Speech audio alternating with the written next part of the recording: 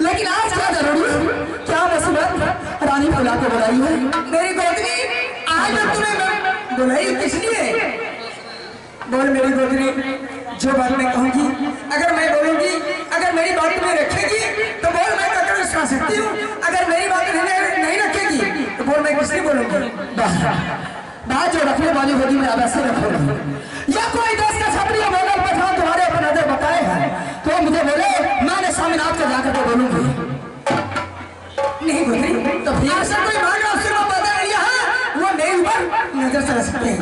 मेरी गोदरी आज मैं तुम्हें बोला इसलिए 8 तारीख से यह मेरी महल में मेरी कानून चलेगी। क्या कानून चलेगी?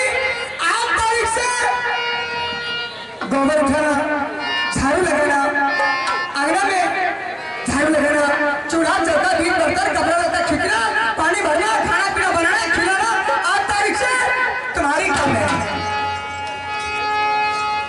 आप हैं श्री पंजियार ग्राम पोस्ट शुभ राय।